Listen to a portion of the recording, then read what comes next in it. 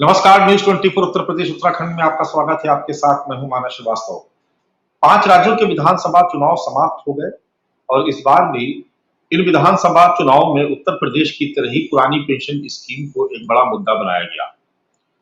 कांग्रेस ने खासतौर से पुरानी पेंशन स्कीम को लागू करने का वादा किया, लेकिन अप्रत्याशित तौर पर हिंदी बेल्ट के तीनों ही राज्य कांग्रेस पार्टी हार गई। तो सवाल एक बार फिर से खड़ा होता है, क्या उत्तर प्रदेश की तरह ही बाकी राज्यों में पुरानी पेंशन स्कीम को बतौर मुद्दा मानने से आम मतदाताओं ने इनकार कर दिया, या पुरानी पेंशन का मुद्दा उतना प्रभावी नहीं है? आम मतदाता ये समझता है या ये उसको इस बात का एहसास है कि ये मुद्दा सिर्फ राज्य कर्मचारियों का है। हालांकि राज्य कर्मचारी बड़ी संख्या में, उनकी तादाद बहुत बड़ी है, उसके अलावा वो भी एक आम मतदाता की तरह ही सरकार को चुनते हैं, या यूं कहे कि किसी भी एक आम इंसान से ज्यादा, किसी एक आम नागरिक से ज्यादा चुनाव के दौरान ज्यादा बड़ी भूमिका होती है सरकारी कर्मचारियों की। न केवल वो और उनका परिवार वोटर्स होते हैं, बल्कि वो चुनाव को शांतिपूर्ण और नियमानुसार संपन्न कराने के लिए दिन रात प्रयास करते हैं। काफी लंबे समय से उनकी मेहनत शुरू हो जाती है। उत्तर प्रदेश में ये बहुत प्रयास किया गया था कि पुरानी पेंशन को एक बड़ा मुद्दा बनाया जाए। समाजवादी पार्टी के मुखिया अखिलेश यादव ने इसको अपने घोषणा पत्र में शामिल भी किया था। ये माना जा रहा था कि उत्तर प्रदेश में इसका एक बहुत बड़ा फायदा भी समाजवादी पार्टी को मिलेगा, लेकिन ऐसा हुआ नहीं। लेकिन धीरे धीरे पुरानी पेंशन के मुद्दे ने जोर पकड़ा। देश के तमाम राज्यों से लोग दिल्ली में जुटे, कई बार जुटे, अपने अपने राज्यों में भी जबरदस्त तरीके से प्रदर्शन किए गए, मांग उठाई गई और ये माना गया था कि कम से कम हिंदी बेल्ट में पुरानी पेंशन का मुद्दा एक बड़ा और प्रभावी मुद्दा होगा। लेकिन अप्रत्याशित तौर पर ऐसा हुआ नहीं और इन तीनों ही राज्यों में, मध्य प्रदेश, छत्तीसगढ़ और राजस्थान में, भारतीय जनता पार्टी पूर्ण बहुमत की सरकार बनाने में कामयाब हो गई। तो ऐसे में क्या ये माना जाए कि आने वाले लोकसभा चुनाव में पुरानी पेंशन को जिस तरीके से बड़ा मुद्दा बनाने का प्रयास किया जा रहा है, क्या उन प्रयासों पर, उन कोशिशों पर एक तगड़ा प्रहार हुआ है? क्या आने वाले लोकसभा चुनाव में पुरानी पेंशन कोई बड़ा मुद्दा नहीं बन पाएगा, या फिर देश भर के राज्य कर्मचारी और उनके संगठन अपनी रणनीति में बदलाव करने का कोई प्रयास करेंगे? क्या आम लोगों के बीच भी जाएंगे अपनी समस्या को लेकर के?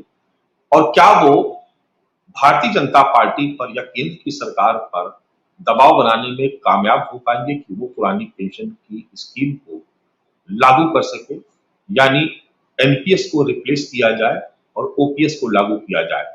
ऐसे तमाम सारे सवाल आज भी मुद्दों पर, इसी के इर्द गिर्द हम भी आज चर्चा शुरू करने जा रहे हैं। हमारे साथ तमाम खास मेहमान मौजूद हैं, क्योंकि पुरानी पेंशन स्कीम एक ऐसा मुद्दा है जिसपे भारतीय जनता पार्टी बोलना नहीं चाहती। उसका कहना है कि वो कई बार इसका जवाब दे चुकी है और वो अपने इस फैसले को पलटने नहीं जा रही है। तो ऐसे में आज भारतीय जनता पार्टी से हमारे साथ कोई मेहमान नहीं है, लेकिन राज्य कर्मचारियों के से जुड़े हुए और शिक्षकों से जुड़े हुए तमाम संगठनों के प्रतिनिधि हमारे सामने इस चर्चा में मौजूद है। उन सभी का आपसे परिचय करवा देते हैं। विजय बंधु जी हमारे साथ जुड़े हुए हैं। विजय बंधु जी, आपका बहुत स्वागत है। पुरानी पेंशन स्कीम को लेकर के लंबे समय से संघर्ष कर रहे हैं, अटेवा के अध्यक्ष हैं। हमारे साथ आशीष कुमार जी भी जुड़ चुके हैं, प्रधान महासचिव हैं चिकित्सा स्वास्थ्य महासंघ के, आपका भी बहुत स्वागत है। शिववरण सिंह जी, महामंत्री है राज्य कर्मचारी यूनियन के, वो भी हमारे साथ जुड़ चुके हैं। इसके अलावा कांग्रेस पार्टी से कुमार और हमारे साथ तारिक खान साहब समाजवादी पार्टी से हमारे साथ जुड़ रहे हैं, चर्चा में भागीदारी कर रहे हैं।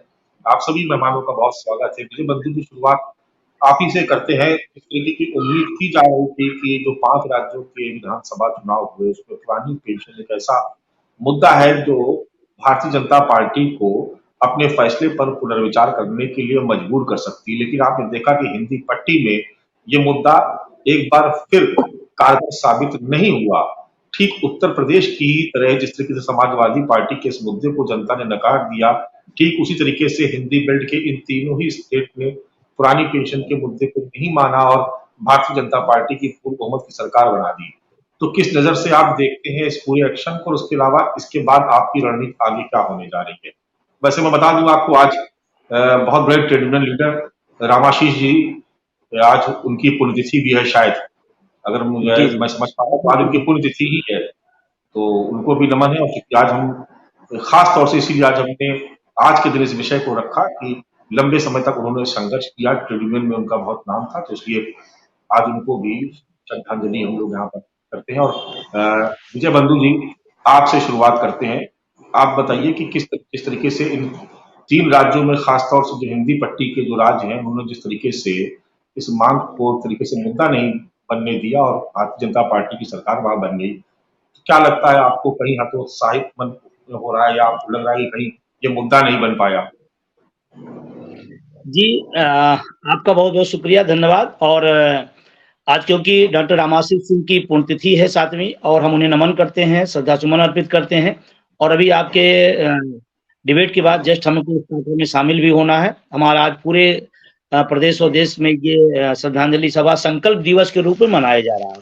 संकल्प किस बात के लिए? पुरानी पेंशन संकल्प दिवस का आज इनको नाम दिया गया है, और हम सब संकल्पित हैं। और आज पहले भी थे और आज भी हम सब संकल्प ले रहे हैं कि जब तक पुरानी पेंशन बहाल नहीं हुई, तब तक संघर्ष हमारा अटेवा एनम ओपीएस का जारी रहेगा। एक सवाल आपने उठाया और मैं बड़ी जिम्मेदारी के साथ उसको कहना चाहता हूँ और सामने देश के सामने तथ्य लाना चाहता हूँ।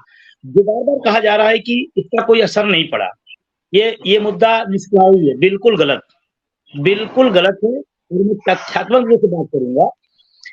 ये मुद्दा जब से 2013 के पहले तो मुद्दा था ही नहीं, ये मुर्दा हो गया था, इसको जिंदा किया गया और इसको फिर आगे बढ़ाया गया, और आज देश का सबसे ज्वलंत मुद्दा है। आपने कहा कि विधानसभा चुनाव में कोई असर नहीं दिखा, ये बात से बिल्कुल असहमत हूँ। कारण क्या है? 203 विधानसभा में, 230 विधानसभा मध्य प्रदेश के अंदर मैं बात कर रहा हूँ, 199 सीटों पर कर्मचारियों ने ओपीएस के पक्ष में मतदान किया है। ये कोई छोटी बात नहीं है। 230 विधानसभा में 199 सीटों पर ओपीएस जीती है। ये कर्मचारियों ने खरीद किया, और मैंने निर्वाचन आयोग के डाटा इसका है, हमारे पास सारा डाटा रखा हुआ है। आप करो, 199 सीटें राजस्थान की हुई, 199, 170 प्लस कर्मचारियों ने अपने मुद्दे को जिताया है। देखिए, पार्टी हारी होगी, मुद्दा नहीं हारा है, मुद्दा आगे ज्वलंत बना है। अब तेलंगाना की बात मैं कर लूं, अगर आप कांग्रेस को लगता है हार की बात करूं, कांग्रेस ने वहां मुद्दा नहीं रखा, मैं बड़ी जिम्मेदारी से कह रहा हूं, लेकिन जिसने मुद्दा रखा उसके पक्ष में वहां तेलंगाना का रिपोर्ट गया है। इसका मतलब मुद्दा जीता है, पार्टियां हारी होंगी। दूसरी बात मैं आपसे कहना चाहता हूं, हम हिमाचल में पूरी आबादी के 15%, हम बड़े राज्यों के अंदर 2 से 2.5%, हम 2 से 2.5% हैं, हम 98 और 99% नहीं है। हमारा जो मुद्दा था, हमारी जितनी संख्या है, जितनी भागीदारी है, वो ओपीएस के पक्ष में लामबंद है और खड़ी है, और उसने पोस्टल बैलेट में करके दिखाया है। अब एक सवाल और आता है, जब पोस्टल बैलेट को हम गिनते हैं, तो निश्चित रूप से हमारे घर का भी वोट ईवीएम में पड़ा होगा। आप इसको कमतर नहीं कर सकते, ईवीएम में पड़ा होगा। अगर 199 पोस्टल बैलेट में जीती है, तो इसका मतलब उसके परिवार का वोट ईवीएम में गया होगा, जिसकी काउंटिंग आप नहीं कर सकते हैं, क्योंकि पोस्टल बैलेट काउंटिंग हो जाती है। दूसरा एक सवाल और मैं बता दूं, जब से ये मुद्दा प्रभावी हुआ, जब से मुद्दा ज्यादा अपनी वजन रखना शुरू किया, तो पोस्टल बैलेट में सरकार ने बड़ी चालाकी से उसमें और लोगों को शामिल कर दिया, जिसमें विकलांग, 80 साल के प्लस, वृद्ध, इन तमाम बीमार लोग, इनकी कैटेगरी बना के पोस्टल बैलेट में लेने लगे। वो ऐसा किया गया कि 100 में अगर 80 वोट मिल गया और 20 उनको मिला, तो उनको तकलीफ होगी, तो उन्होंने कहा इन लोगों को भी पोस्टल बैलेट में शामिल कर लेते हैं। तो पोस्टल बैलेट का अंतर जो दिख रहा है, वो साफ दिख रहा है, और उसमें मुद्दा जीता है। रही बात आगे की योजना की, बात मैं बता दूं, हमारी योजना लगातार, कोई आज से हम अचानक नहीं हुए कि हमने 1 अक्टूबर की विशाल रैली कर दी तो उत्साहित हो गए, 4 राज्यों मुद्दे को जो बताया जा रहा है, प्रचारित किया जा रहा है, जबकि आंकड़े देखे तो उल्टा है। हम अपने मुद्दे पर डटे हैं, खड़े हैं और आगे लड़ेंगे। अभी 10 तारीख को पटना में, आपको तो पटना क्या करने जा रहे हैं आप बिहार में? क्या बिहार में भारतीय जनता पार्टी की सरकार है क्या? नीतीश जी की सरकार है, तेजस्वी यादव की सरकार है। हम उनसे पूछने जा रहे हैं, तेजस्वी यादव, आपने घोषणा पत्र में रखा था, पुरानी पेंशन क्यों नहीं लागू किया? मेरे लिए पार्टी महत्वपूर्ण नहीं है, मेरे लिए मुद्दा महत्वपूर्ण है, और मुद्दा लगातार हमारा जीत रहा है, इसमें कोई शक नहीं है। आने वाले समय में अभी हमारी राष्ट्रीय कार्यकारिणी की बैठक होगी, उसमें हम लोग और बड़ी प्लानिंग के साथ और ताकत के साथ, हाँ, एक बात इससे सीखा, ये बात सही है कि हम अब इस मुद्दे को कर्मचारियों के साथ साथ हम आम नागरिक तक ले जाएंगे कि पुरानी पेंशन आम नागरिक के लिए कितना फायदेमंद है। अभी तो ये रूमर बनाया जा रहा है कि कर्मचारियों का विषय है। अरे भाई, मैं कहता हूं, मैं किसान का पुत्र हूं, तो अगर मेरा मुद्दा है तो मेरे पिता का मुद्दा नहीं है क्या? मेरा भाई बेरोजगार घूम रहा है, अगर निजीकरण का हम विरोध करते हैं तो उसका मुद्दा नहीं क्या? हाँ, अब इसको हम व्यापकता के साथ हम समाज के और दायरे में इसको ले जाएंगे और बताएंगे कि ये मुद्दा है। हमारी पेंशन का विरोध करवाते हो आप कि पेंशन पाएंगे, नेता अपनी पेंशन क्यों नहीं छोड़ देता? मैं तो और ये बात मैं कहता हूं कि सारे दल की बात मैं करता हूं। नेताओं की पेंशन देश में भार नहीं है और अर्धसैनिक बलों की पेंशन भार पे है। हमारा मुद्दा आगे बढ़ा है, हम जीते हैं मुद्दों पर और उसी मुद्दों को लेकर आगे बढ़ेंगे। हाँ, थोड़ा रणनीति आप चेंज करेंगे। चलिए, अशोक कुमार जी हमारे साथ जुड़े हुए हैं। अशोक कुमार जी, सवाल आपसे भी वही है कि जितना बड़ा मुद्दा सोच रहे थे कि बनेगा, उतना बड़ा मुद्दा नहीं बन पा रहा। देखिए, चुनाव में जो अंतिम सत्य है वो हार और जीत का सत्य है। चूंकि अगर भारतीय जनता पार्टी वहां पर अगर हार जाती तो एक ये जरूर मुद्दा उठता कि पुरानी पेंशन की स्कीम न लागू करने की वजह से या कर्मचारी की नाराजगी बीजेपी को भारी पड़ी।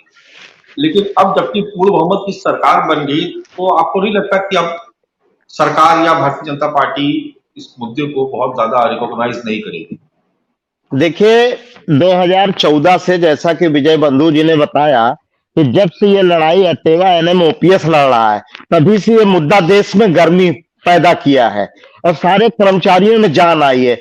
अब सरकार की एक बात है कि सरकार इस समय किसी मुद्दे का नहीं, जब उनके ऊपर असर पड़ रहा है, भगवान की कौन सी कृपा बरस रही है कि अग्निवीर इतना विशाल मुद्दा था, वो भी नहीं आया। 2000 की नोट खुद चलाए, खुद नोटबंदी कर दिए। 6 महीने में कई हजार करोड़ हम लोग के टैक्स का पैसा बर्बाद हो गया 2000 की नोट की छपाई में, बंद कराई में, वो भी मुद्दा नहीं साफ आया।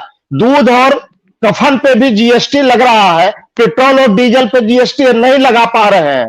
तो ये कोई मुद्दा जब नहीं काम कर रहा तो भगवान की कौन सी कृपा बरस रही है कि इनको बड़ा फायदा मिल रहा है। और रही बात पुरानी पेंशन की, तो ये आज मानस सर आप सुन लीजिए, 110% पुरानी पेंशन, जैसा हमारे नेता विजय बंधु जी कहते हैं, इस देश में बहाल होगी। समय कुछ भी लगे, समय की चिंता नहीं है, हमको 110% पुरानी पेंशन बहाल हो से तो सड़क पे किसान नेता की तरह नहीं जा सकते हैं, क्योंकि जैसे हम ही बात करें, हम चिकित्सा स्वास्थ्य विभाग से हैं, हम लोग चिकित्सा सेवा अभी तुरंत बंद कर दें तो हमारे ही भाई बंधु रिश्तेदारों की मौतें होने लगेंगी। तो हम सड़क पे नहीं जा सकते हैं, हम एक सम्मानजनक तरीके से अपनी बात कर रहे हैं।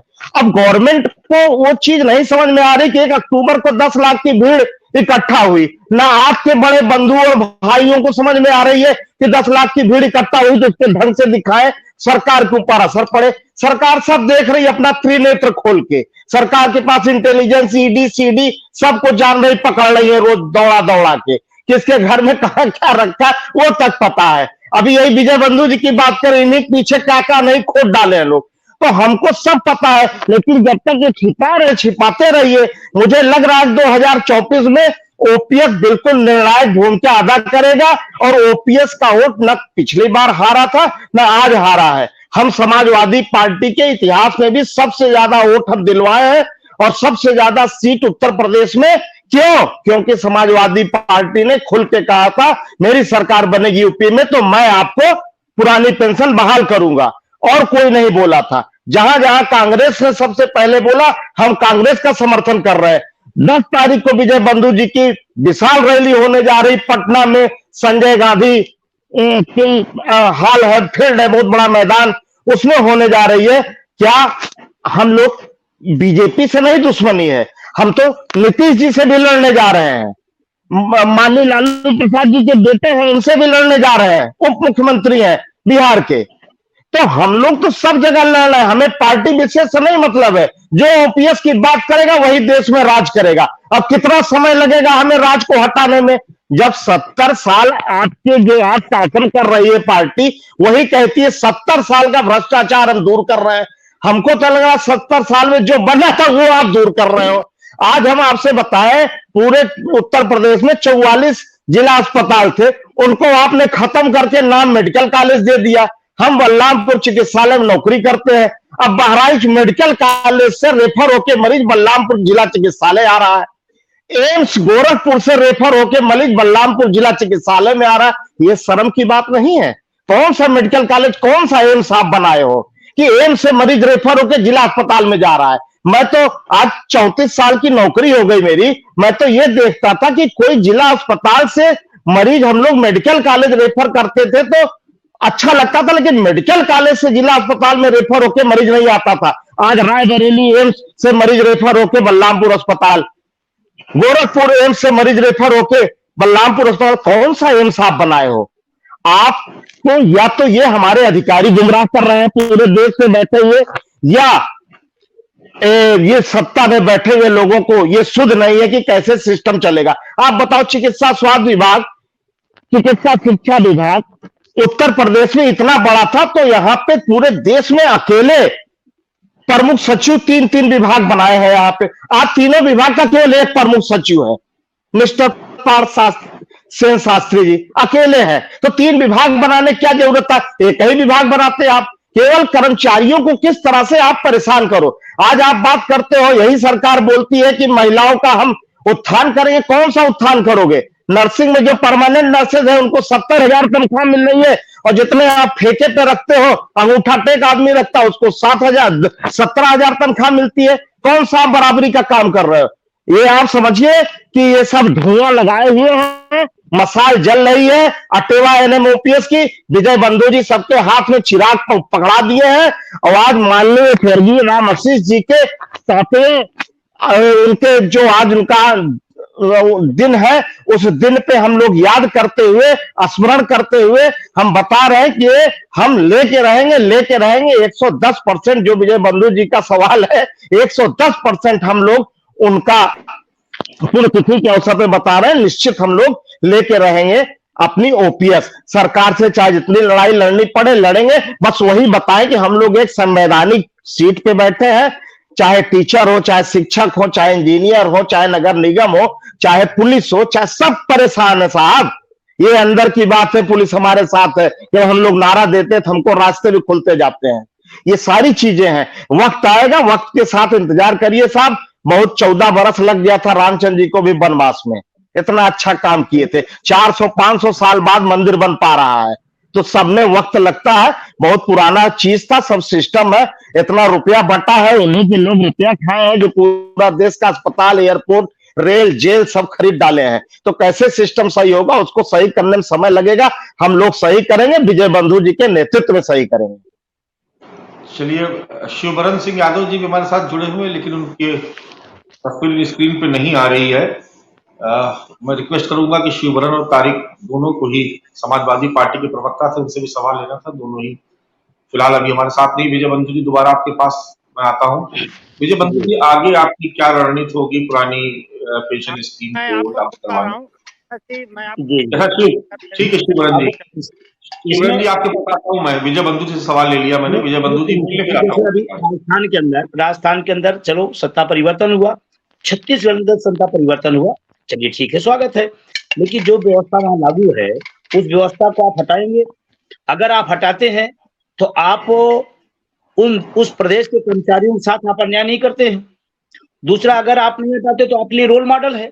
आप उसको सर्वे करिए, आप उसको चिन्हित करिए कि राजस्थान में अगर छत्तीसगढ़ में पेंशन दी जा रही है तो आप पॉजिटिव होकर के उस पर आप विचार करिए कि अगर उन दोनों राज्यों में दी जा सकती है और दी जा रही थी तो कौन सा मॉडल था जिसको समझ करके आप उत्तर प्रदेश सहित तमाम राज्यों के अंदर, पूरे देश के अंदर लागू करिए।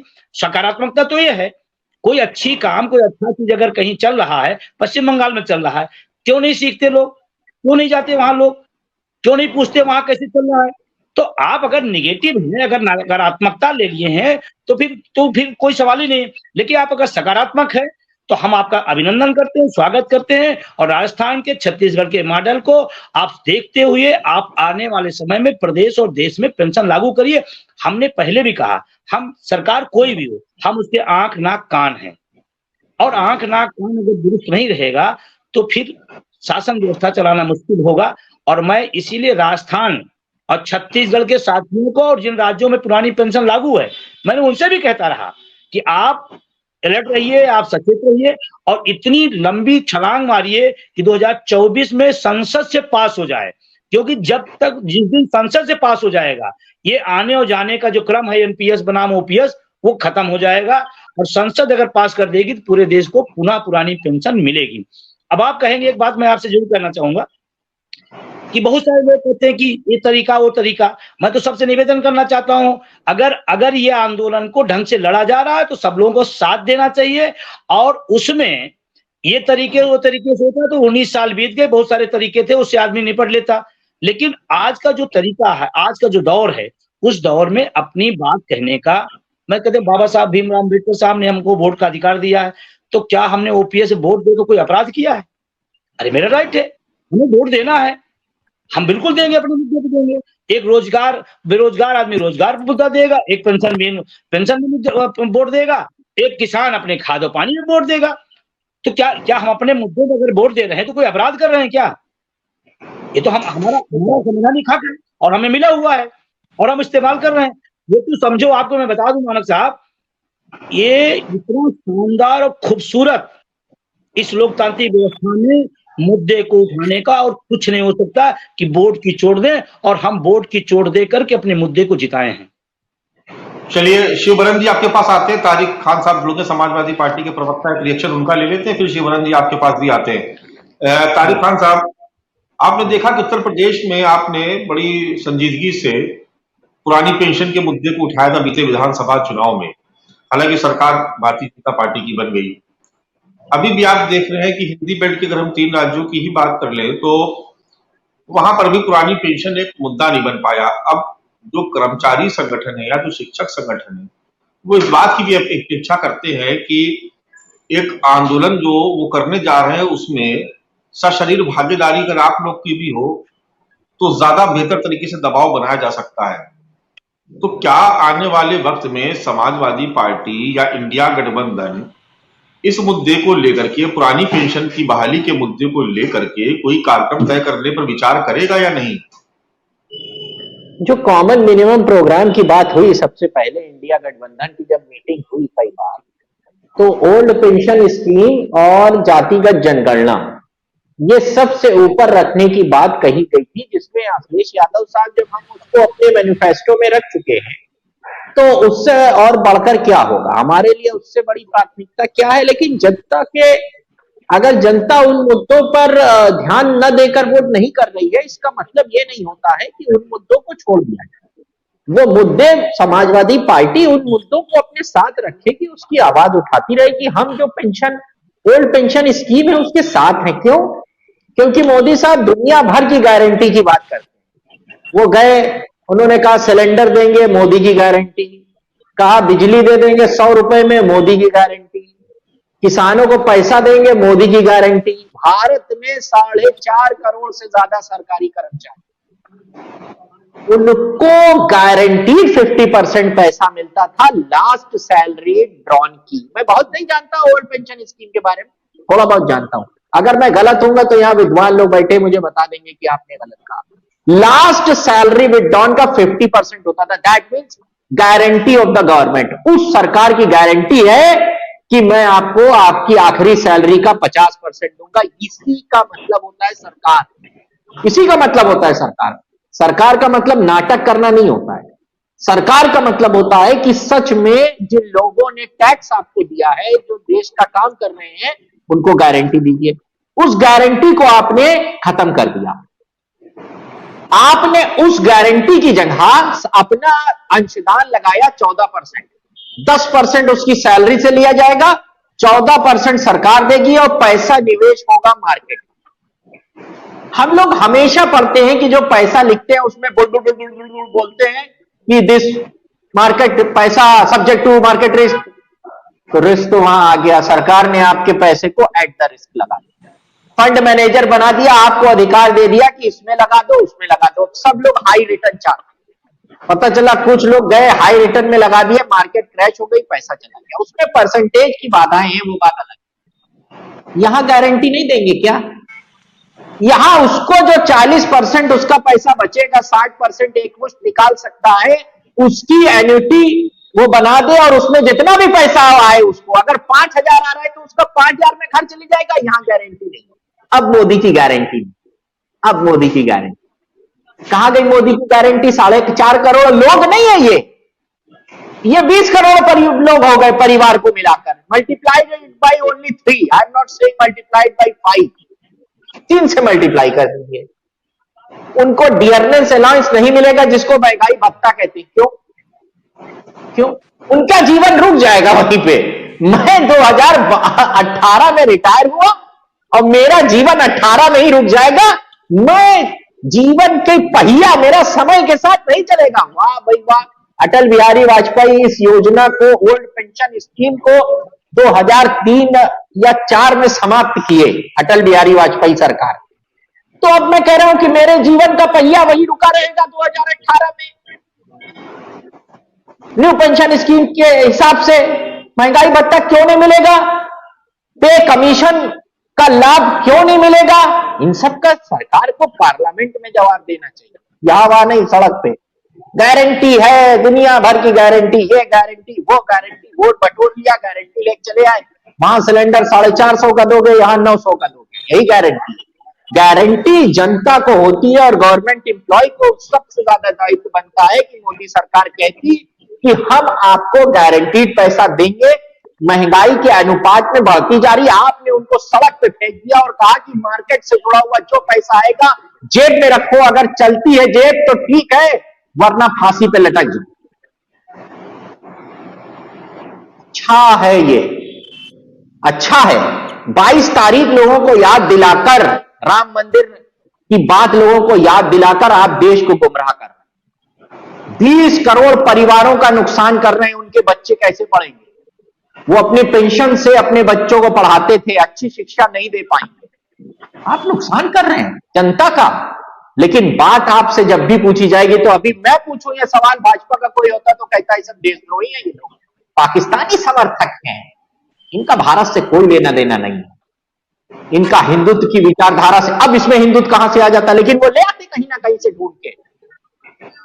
मेरी बात समझिए, ढूंढ लेते वो, इस मसले में भी हिंदुत्व को ढूंढ लेते। इसमें तो कोई हिंदुत्व है नहीं, इसमें तो कोई हिंदुत्व है नहीं। इसमें तो राम मंदिर का निर्माण भी नहीं रुक रहा है, ना उसकी प्राण प्रतिष्ठा रुक रही है, ना उद्घाटन रुक रहा है, ना वहां का एयरपोर्ट रुक रहा है।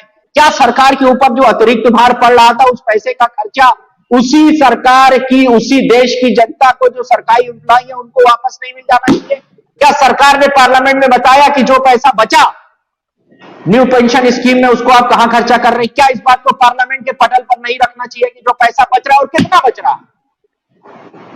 न्यू पेंशन स्कीम पे शिफ्ट होने के बाद सरकार के राहत कोष, सरकार के जो कोष है, खजाना है, उसमें कई रुपया आ रहा है? जैसे अकबर का खजाना हुआ करता था, बाबर का खजाना हुआ करता था, राजा महाराजाओं का। चलिए राजा खजाने में कई रुपया आ रहा है? चलिए तारिक खान साहब, आपने बड़ी विस्तार से अपनी बात को रखा। हालांकि मेरा सवाल यह था कि समाजवादी पार्टी क्या आंदोलन करेगी या नहीं, लेकिन शिवबरन सिंह यादव जी हमारे साथ मौजूद है, राम कर्मचारी यूनियन के महामंत्री हैं। शिवबरन जी, क्या कोई साझा कार्यक्रम तैयार हो रहा है? जैसे पहले हमने देखा कि हरिकिशोर तिवारी जी ने एक मंच सजाया था यहाँ पर, जिसमें कर्मचारी भी थे, शिक्षक भी थे, केंद्रीय कर्मचारी भी थे, रेल कर्मचारी भी थे। क्या आपको लगता है कि इन 5 राज्यों के नतीजों के बाद आप लोग फिर से अपनी रणनीति पर कोई पुनर्विचार करने जा रहे हैं, कोई बदलाव? बहुत बहुत धन्यवाद आपका मानस जी, और आपके साथ सभी हमारे प्रवक्ताओं का और हमारे जो साथी लोग हैं, कर्मचारी, शिक्षक हैं, का भी बहुत बहुत स्वागत है। और ये अच्छी डिबेट आप कर रहे हैं। देखिए, जिन 5 राज्यों में चुनाव हुआ उनसे न हमें पहले कोई सरोकार था, न आज सरोकार है। हम अपने आंदोलन के दम पर अपने हकों की बात करते हैं और उसी अंदाज पे हम लड़ाई लड़ते हैं। सरकार से हमारी लड़ाई होती है जो बेसिक नियोक्ता हमारा है। अब वो राज्य सरकार है कि केंद्र सरकार है, ये डिपेंड करता है अलग अलग। सरकार ने अपने योजनाएं चलाई और किसी ने कोई योजना चलाई, किसी ने कोई योजना चलाई, और उस प्रदेश में उसने अपनी सरकार बनाई या बिगाड़ी है, जो भी किया हमारा उससे लेना देना नहीं। अब कर्मचारियों की जो आचरण नियमावली, शिवबरन जी, आपकी आवाज में बहुत क्रैक्स आ रहे हैं। तरीका जो हमारा, शिवबरन जी, आपको रिकनेक्ट करवाता हूं मैं, आपकी आवाज में बहुत क्रैक्स आ रहे हैं। मैं अपने पीसीआर से अनुरोध करूंगा कि शिवबरन सिंह यादव जी को दोबारा जोड़े और ऐसी जगह पर उनको खड़ा करवाएं, ऐसी जगह पे उनकी लोकेशन फिक्स करें जहां पर फुल नेटवर्क आ रहा हो, क्योंकि मुझे लग रहा है कनेक्शन में कोई प्रॉब्लम है। डॉक्टर उमाशंकर पांडे जी हमारे साथ मौजूद, उनके पास होते हैं। उमाशंकर जी, बहुत स्वागत है आपका उमाशंकर जी। देखिए, हिंदी राज्यों की मैं बात करूं तो देखिए, पुरानी पेंशन वहां पर मुद्दा नहीं बन पाया। छत्तीसगढ़ और राजस्थान में आपको नकार देगा, और मध्य प्रदेश में बहुत मजबूती से ये बात उठाई गई थी कि पुरानी पेंशन स्कीम लागू की जाएगी। हालांकि उस वक्त ऐसा लग रहा था कि मध्य प्रदेश में एक बड़ा झटका आपने बीजेपी को दिया, लेकिन वहां भी इसके उलट हो गया परिणाम। तो क्या ये मान लिया जाए कि ओल्ड पेंशन स्कीम के बारे में आम मतदाताओं को जागरूक करने में सियासी दल और जो ट्रेड यूनियन लीडर्स हैं, क्या वो समझाने में नाकाम रहे हैं?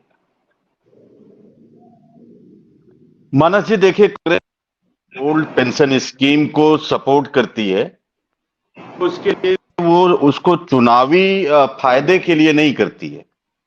कांग्रेस पार्टी ये मानती है कि जो लोग, जो कर्मचारी, जो व्यक्ति जीवन भर समाज की, देश की जनता की सेवा करता है, अपनी ड्यूटी का निर्वहन करता है, क्या ये सरकार, कोई भी सरकार हो, क्या वो उनको उनके बुढ़ापे की गारंटी दे सकता है? कांग्रेस पार्टी ये गारंटी देती थी कि जो कर्मचारी, जो अधिकारी समाज और देश के लिए काम करेगा, उनका बुढ़ापा विफल नहीं होने पाएगा, उनका बुढ़ापा मुफलिसी में नहीं बीतने पाएगा, उनको एक सामाजिक सुरक्षा देने का काम सरकार करेगी। और इसके तहत उनको ओल्ड पेंशन जो है वो दी जाती थी। अटल बिहारी वाजपेयी जी ने 2004 में ये गारंटी खत्म की, और दूसरा उसके बदले में उन्होंने स्कीम लाया। कर्मचारियों ने उसका विरोध करना शुरू किया है, और ये ओल्ड पेंशन स्कीम चाहते हैं। कांग्रेस पार्टी इनके साथ है। कांग्रेस पार्टी ने बाकायदे मैनिफेस्टो में लिखकर, जहां पर हमारी सरकार थी, हमने हिमाचल प्रदेश, राजस्थान, छत्तीसगढ़, हमने ओल्ड पेंशन स्कीम को लागू किया। और हमने मध्य प्रदेश और बाकी जब अभी चुनाव लड़ रहे थे तो हमने इसको शामिल किया था कि हम ओल्ड पेंशन स्कीम लागू करेंगे। ये हमारी गारंटियों में शामिल था। ये एक ऐसी गारंटी है जो देश के बुजुर्गों को दी जाती है, बिल्कुल वैसे ही जैसे कांग्रेस पार्टी ने, जब हमारी सरकार बनी, देश आजाद हुआ, तभी से हमने तमाम तरीके की योजनाएं शुरू की, जिसमें जितनी भी पेंशन योजनाएं हैं मानस जी, वो सब इसी बात की गारंटी थी कि हम कमजोर वर्ग को, हम वयोवृद्ध वर्ग को, हम विकलांग वर्ग को, हम महिला वर्ग को, दलित वर्ग को, पिछड़े वर्ग को हम इस लेवल पर नहीं जाने देंगे कि उनकी जो मिनिमम आवश्यकताएं हैं, जो उनकी आवश्यक आवश्यकताएं हैं, उसकी प्रतिपूर्ति ना होने पाए। इसलिए हमने तमाम तरीके की पेंशन योजनाएं शुरू की थी। अब गरीबों के बच्चे पढ़ पाए, इसलिए हमने छात्रवृत्ति योजनाएं शुरू की थी। लोगों को छत मिले इस तरीके से, इसलिए अलग अलग कॉलोनियों को हम लोगों ने व्यवस्था किया था, जिसमें इंदिरा आवास जैसी तमाम योजनाएं कांग्रेस की सरकारों ने चलाकर गरीबों के सिर पर छत देने का काम किया था। हमने भारत निर्माण के माध्यम से गरीबों को शौचालय देने की पूरी एक श्रृंखला शुरू की, और आज जो शौचालय है उसमें मोदी जी का वो चश्मा लगा के, हमारे ही शौचालयों पे लगा के पैसे की बंदर बांट चल रही है। ये सारी चीजें क्यों शुरू की गई थी मानस जी? इसलिए कि चाहे वो गरीब हो, चाहे वो अमीर हो, सबको सामाजिक सुरक्षा की गारंटी देने का सरकार का दायित्व है, और वो हम उसका निर्वहन कर रहे थे। आज भारतीय जनता पार्टी, नरेंद्र मोदी जी की सरकार तमाम तरीके की बातें करते हैं, तमाम गारंटियों की बातें करते हैं, लेकिन जो जनता से जुड़े हुए मुद्दे हैं वो उस पर भाग जाते हैं। हम कहते हैं भाई गैस सिलेंडर सस्ता करो, हम कहते हैं हम सब्सिडी देते थे, आज ये कह रहे हैं कि नहीं, इकोनॉमी तो हमारी 5 ट्रिलियन की तरफ जा रही है, लेकिन हम गरीबों को सब्सिडी नहीं देंगे। गैस सिलेंडर हम जब चुनाव आएगा तो रेट घटा देंगे, और चुनाव जैसे ही बीत जाएगा हम रेट बढ़ा देंगे। ये कहते हैं कि हम बहुत हुई महंगाई की मार हमारा लिए नारा था, लेकिन हम उसको इंप्लीमेंट नहीं करेंगे। तो ये जो भारतीय जनता पार्टी का चुनाव जीतने वाला चेहरा है कि चुनाव आएगा तो लाडली बेटी के नाम से अकाउंट में पैसे डाल देंगे, और उसके पहले जो है उन्हीं बेटियों के साथ अत्याचार दुराचार होगा और भारतीय जनता पार्टी बलात्कारियों के संरक्षण में खड़ी हो जाएगी। ये जो उनका असली चेहरा है, कांग्रेस पार्टी उससे बिल्कुल अलग है। कांग्रेस पार्टी को चुनाव में फायदा हो ना हो, लेकिन जो जनता के मुद्दे हैं उस पर कांग्रेस पार्टी स्टैंड लेती रही है, लेती रहेगी। ये कांग्रेस पार्टी के सिद्धांत में। मानस जी, लास्ट बात मैं कहूंगा, कांग्रेस पार्टी की जितनी भी योजनाएं हमने अपनी सरकारों में बनाई, आपके दर्शक उन सारी योजनाओं का आकलन करें। वो सारी योजनाएं महात्मा गांधी जी के उस सिद्धांत पर आधारित है जो ये कहता है कि सबसे निचले पायदान पर बैठे हुए व्यक्ति के चेहरे पर मुस्कान लाने के लिए हम योजनाएं बनाएंगे। इसीलिए वो मनरेगा था, वो आपका खाद्य सुरक्षा योजना था, छात्रवृत्ति और पेंशन योजनाएं थी, जो सब्सिडी देने का हम काम करते रहे। ये सारी योजनाएं सिर्फ अंत्योदय के चेहरे पर मुस्कान लाने की योजनाएं थी और हम इसी पर आगे भी काम करते रहेंगे। आपने मध्य प्रदेश, लास्ट बात कह के बात खत्म कर रहा हूं, आपने मध्य प्रदेश और राज्यों के हार का जिक्र किया। हार से निराशा होती है। ओल्ड पेंशन स्कीम मुद्दा नहीं बन पाया, या जो उनके पेंशनर्स थे उन्होंने हमको वोट किया, हमें समर्थन किया, ये एक अलग विषय है मानस जी। लेकिन असली बात यह है कि जो हमारे साथी विजय कुमार जी बैठे हैं, लंबे समय से आंदोलन चला रहे हैं ओल्ड पेंशन स्कीम को लागू करने के लिए, हम सब इनके साथ मिलते रहते हैं, इनके साथ हम लोग खड़े हैं। लेकिन क्या भारतीय जनता पार्टी आज अपने हिंदुस्तान के कर्मचारियों को यह गारंटी नहीं देना चाहती है कि जब वो रिटायर होंगे तो उनको एक ऐसा अमाउंट मिलेगा जिससे उनको मुफलिसी में जीवन नहीं बिताना पड़ेगा, जिससे उनको जो जरूरत पड़ेगी उनकी जरूरतें पूरी हो जाएंगी। आज समाज का जो ताना बाना टूट रहा है मानस जी, हम सब उससे वाकिफ हैं। देश ज्वाइंट फैमिली के बजाय न्यूक्लियर फैमिली की तरफ जा रहा है। ऐसे में इनको सामाजिक सुरक्षा बुढ़ापे में कौन देगा? क्या भारतीय जनता पार्टी के लोग इस महत्वपूर्ण मुद्दे को समझ पाने में नाकाम हो रहे हैं, या अपने अहंकार में आकर कर्मचारियों को इनके बुढ़ापे की गारंटी देने से बच रहे हैं? जी मानस जी, एक सवाल आपसे और था, उसके बाद हम दोबारा अपने पैनलिस्ट के पास जाना चाहेंगे। मनमोहन सिंह की सरकार में 7th पे कमीशन का गठन हुआ था, आपको याद होगा। उसके बाद से अब 10 साल होने जा रहे हैं। बिल्कुल। अभी एक सवाल ये भी उठा था बीच में कि क्या 8वां पे कमीशन राज्य कर्मचारियों को मिलेगा या नहीं, तो सरकार की तरफ से जवाब आया था कि अभी फिलहाल कोई योजना नहीं। आपको क्या लगता है कि इंडिया गठबंधन क्या 8th पे कमीशन भी लागू हो, कि 10 साल होने जा रहे हैं, इसको लेकर के भी कोई मुद्दा बनाने जा रही है? ये जो मानस जी पे कमीशंस लागू किए गए, ये क्यों लागू किए गए? वो इसलिए लागू किए गए तो उसके पीछे सोच क्या थी? सोच ये थी कि चूंकि महंगाई बढ़ती है, तमाम चीजों के दाम बढ़ते हैं, तमाम जरूरतें बढ़ती हैं, तो कर्मचारियों को भी एक निश्चित इंक्रीमेंट होना चाहिए। और उसके लिए ये पे कमीशंस बनाए गए थे, जो आकलन करती थी कि कितने % वृद्धि होनी चाहिए, उसका क्या मापदंड होना चाहिए। उन सारी चीजों का एनालिसिस करके वो पे कमीशन के माध्यम से कर्मचारियों का वेतन बढ़ाने का काम करते थे। उनकी तमाम जो चीजें थी वो बढ़ाने का काम करते थे। लेकिन आपने क्या किया? आप अपने मित्रों के लिए तो आपने सबकी जेबों में डकैती डाल दी है। आपने हर चीज पे टैक्स बढ़ा दिया, बच्चों के दूध पर, मृतकों के कफन पर, किसानों के ट्रैक्टर और खाद पर, कीटनाशक दवाइयों पर, आपने हर जगह से एटीएम से पैसे निकालने पर, आपने हर जगह महंगाई बढ़ाकर आम जनता की जेब से पैसा निकालने का काम तो आपने कर दिया। लेकिन जब ये पे कमीशन की बात कर रहे हैं, जब ये ओल्ड पेंशन लागू करने की बात कर रहे हैं, गरीब जब गैस सिलेंडर पे सब्सिडी देने की बात कर रहा है, किसान जब खाद पर सब्सिडी की बात कर रहा है, तो आप भाग जाते हो। ये तरीका ठीक नहीं है।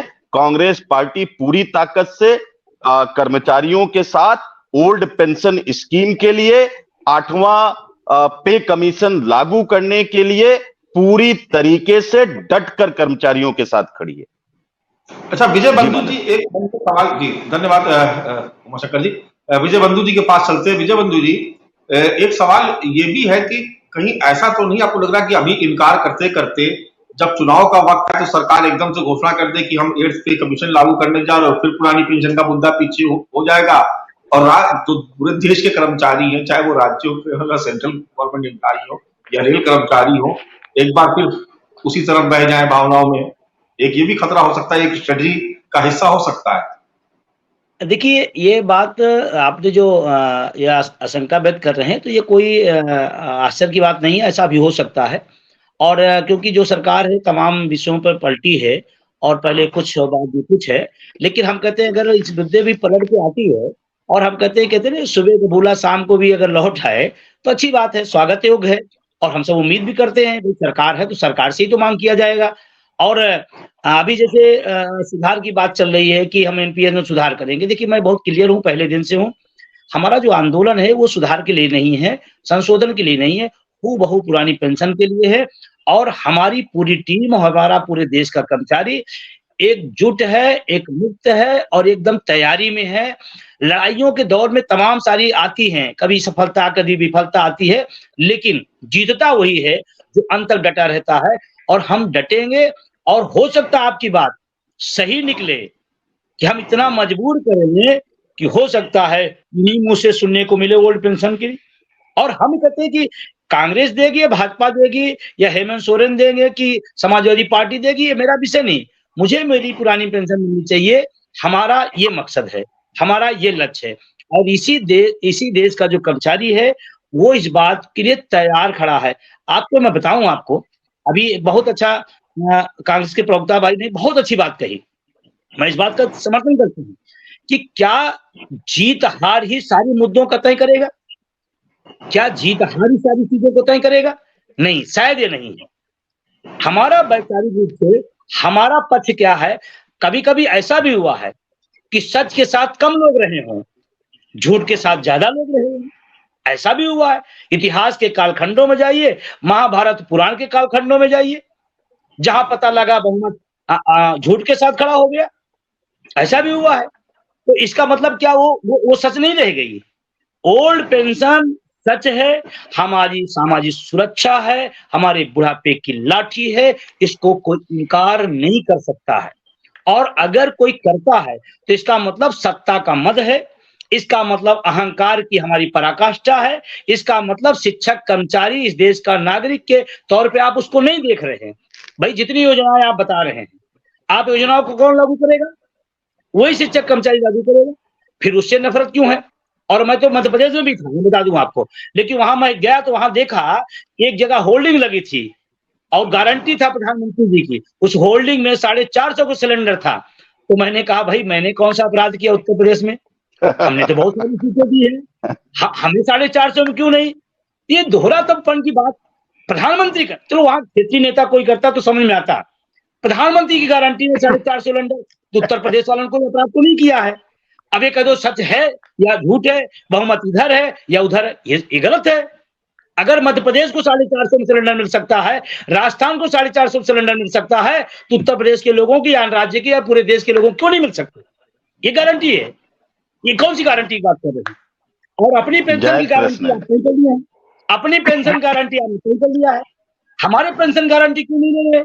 अगर प्रधानमंत्री की गारंटी में इतनी ताकत है तो अपनी पेंशन जैसे गारंटी बना रखे हैं, उससे हमारी गारंटी ओपीएस के रूप में दे। मैं कह रहा हूं, मैं निवेदन कर रहा हूं, देश के प्रधानमंत्री हैं, आदरणीय हैं, हम सबके हैं, तो देश का कर्मचारी सबका है, तो आप उसे क्यों भाग रहे हैं? कारण उसका बता दें मानक भाई। देखिए, मैंने जो समझा, ये सरकार सच कह रहा है, जब उद्योगपतियों को पैसा माफ करना होता है तब व्यवस्था नहीं नाश होती है। एक मैं डिबेट में आप ही क्या बैठा था, एक अर्थशास्त्री ने कहा कि देश की अर्थव्यवस्था रुक जाएगी, विकास रुक जाएगा। क्या पूरे देश की अर्थव्यवस्था सिर्फ ओल्ड पेंशन के बजट से चल रही थी क्या? अगर, और अभी एक बात सपा के जो प्रवक्ता ने कहा, वो भी अच्छी बात है कि जो पैसा बचा इतना दिन से 19 सालों से, वो पैसा कहाँ लगा? हम भी जानना चाहते हैं। हमारी काट करके आपने पैसा बचाया तो पैसा गया कहाँ? ये भी सवाल सही है। तो सवाल ये नहीं है कि क्या झूठ है और क्या सच है, सवाल है कि अगर ओल्ड पेंशन है, एक सामाजिक सुरक्षा है। और मैं एक और सवाल छोड़ता हूं सभी लोगों के लिए, इस देश का माननीय पेंशन लेता है, किसी पार्टी का हो, मैं इस पार्टी का नाम नहीं ले रहा हूं, और देश का अर्धसैनिक बल ओल्ड पेंशन नहीं लेता है, और आप कहो ये बहुमत का और सरकार का मैटर है? क्या इस देश का अर्धसैनिक बल बहुमत और सरकार का मैटर है? अरे इस देश की आन मान शान है हमारा, उसको ओल्ड पेंशन नहीं दे रहे हैं। और तो और मानव जी, अशोक भाई ने बहुत अच्छी सवाल किया था। अग्निवीर, मैं कह रहा हूं ये गलत हो या सही हो, लेकिन इस देश के साथ बहुत बड़ा नाइंसाफी हुई है, इस देश के नौजवानों के साथ हुई, और वो तो बेचारे न ओपीएस में न एमपीएस में है, सही नहीं है। तो क्या आप इसको मतलब आप बहुमत में आ गए तो क्या ये लाइन सही हो सकती है? बिल्कुल नहीं सही हो सकती। और आने वाले समय में मैं एक उदाहरण आपको देता हूं, आने वाले समय में जब उस अग्निवीर के यहाँ शादी तय करने लोग आएंगे, एक कितना अनैतिक काम होने जा रहा है मैं बता रहा हूं आपको। जब उसके यहाँ पता लगा बच्चा अग्निवीर हो गया और लोग शादी तय करने आएंगे, तब तक प्रक्रिया होते होते साल 2 साल लग जाती है। वो अग्निवीर वापस आ गया रिटायर होकर 4 साल में, तो वो कहेंगे आपके पिताजी कहाँ? कहना वो नौकरी में है, कहना आप, कहना हम रिटायर हो गए हैं। कितना असंस्कारी काम है। पिता नौकरी करे होगा, बेटा रिटायर हो चुका होगा। ये कौन सी, किस बहुमत से आप तोलेंगे इस संस्कार को? आप एक गैर संस्कारी थे, अनैतिक है, अधर्म है, पाप है, और इस देश के सेवानिवृत्तों का आप सुरक्षा नहीं करते हैं, ये भी अधर्म है, ये भी पाप की घड़ी में आता है। बहुमत चलते रहते हैं, बनते रहते हैं, बिगड़ते रहते हैं। एक बार फिर से तारिक खान साहब के पास चलते हैं। तारिक खान साहब, एक खबर ये भी हमेशा चर्चा में रहती है कि तमाम जिलों में जो नई पेंशन स्कीम का पैसा है वो ऐसी जगहों पे लगाया जा रहा है जहां पे कहा जा रहा है कि उसमें साठगांठ हो जाती है। ऐसी कंपनियां जिसमें बहुत रिटर्न नहीं है उसके बाद भी पैसा लगा दिया जाता है। मेरा सवाल आपसे ये है कि वैसे तो आप लोग बहुत एक्टिव रहते हैं, कहीं कुछ भी होता तो आपके 6, 7, 8, 10 लोगों को, नेताओं का प्रतिनिधिमंडल पहुंच जाता है उस जिले में। तमाम जिलों से शिकायत आई, लेकिन कभी भी समाजवादी पार्टी ने इसका संज्ञान नहीं लिया। क्या आपको नहीं लगता कि कर्मचारियों की आवाज में अगर आप भी अपनी आवाज मिलाते, क्योंकि सबसे बड़ा विपक्षी दल सबसे बड़ा आप ही, नेता प्रतिपक्ष आपका है, लेकिन ये सवाल कभी आपने उठाया नहीं विधानसभा में कि इस तरीके से घपले घोटाले की आशंकाएं जाहिर की जा रही हैं? और हमने देखा भी कि यूपी पावर कारपोरेशन में किस तरीके से वहां पर घपला घोटाला हुआ भी। तो कभी आप आवाज उठाते हैं? इस बात को बिल्कुल आगे पहुंचाया जाएगा जो बात आपने कही है, और सवाल भी आपका जायज है। जैसे ये पूरा एक तरीके से इंग्रेडिएंट है, अंदर का हिस्सा है ओल्ड पेंशन स्कीम और नई पेंशन स्कीम का। यही सब त्रुटियां हैं न्यू पेंशन स्कीम में, जिसलिए डिमांड हो रही है कि ओल्ड पेंशन स्कीम आनी चाहिए। ये उसी का अंदर खाने का एक हिस्सा है। लेकिन जब पूरी न्यू पेंशन स्कीम का विरोध हो रहा है तो इसका भी विरोध हो रहा है। लेकिन आपकी बात भी सही है कि इस तरीके की चीजें और बहुत कॉमन है। क्यों? क्योंकि कितना बड़ा फंड होगा जिसको ये मैनेज करता है पीएफआरडीए, पेंशन का एक फंड है पीएफआरडीए, गवर्नमेंट, सेंट्रल गवर्नमेंट का, वही इस फंड को मैनेज करता है। उसके पास कितने हजारों लाखों करोड़ रुपए होते होंगे, इसका अंदाजा आप लगाइए, जिनको ये कहा जा रहा है कि आप प्राइवेट कंपनी में लगा सकते हैं। एलआईसी के साथ भी इस तरीके की चीजें हुई। जो स्टॉक मार्केट को लोग समझते हैं उनको पता है कि किस तरीके से फंडों को इधर उधर किया जाता है। और अल्टीमेटली मैं कह रहा हूं, फंड कहीं भी जाए, लेकिन अगर लॉस हो गया कस्टमर का, जो एम्प्लॉय है, तो इसका मतलब यह है कि अल्टीमेटली उसका जो पैसा है वो डूब गया। और मार्केट लिंक आप कर रहे हैं, आप इक्विटी में पैसा लगा। देखिए, फंड्स, गवर्नमेंट बॉन्ड अलग जारी करती है सेंट्रल गवर्नमेंट, उसका फिक्स्ड रिटर्न आता है, लेकिन उसका रिटर्न कम है, 5-6% गवर्नमेंट बॉन्ड का रिटर्न होता है।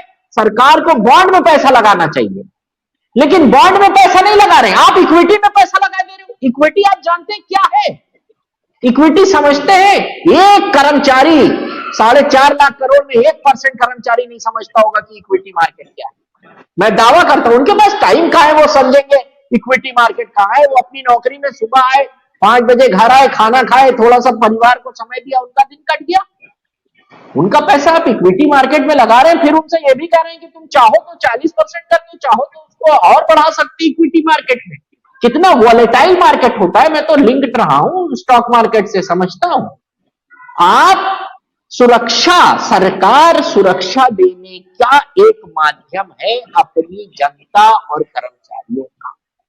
मौलिक जो एक तरीके से रोल है सरकार का, वो अपने रोल से ही बाहर निकल गई है। मुझे ये नहीं समझ में आता, किसी की सत्ता हो, मेरी सत्ता हो, भाजपा की हो, कांग्रेस की हो, एबीसीडी की हो, किसी की हो, मैं नाम नहीं ले रहा हूं किसी का, उसका नाम एबीसीडी रख दीजिए, लेकिन फंडामेंटल रिस्पॉन्सिबिलिटी भूल जाएंगे अपनी। ये तो फंडामेंटल रिस्पॉन्सिबिलिटी है भाई। मैं कह रहा हूं कि उसी में आप कम से कम उसके रिवीजन की बात तो स्टार्ट करिए, लेकिन रिवीजन की बात नहीं हो रही है, डायरेक्ट रिजेक्शन है। क्यों?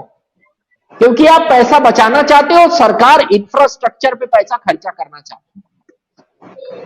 मैं कह रहा हूं कि इंफ्रास्ट्रक्चर अगर देश का धरोहर है तो कर्मचारी नहीं है। कर्मचारी जो भारत के हैं वो चाइना की धरोहर है कि नेपाल की धरोहर?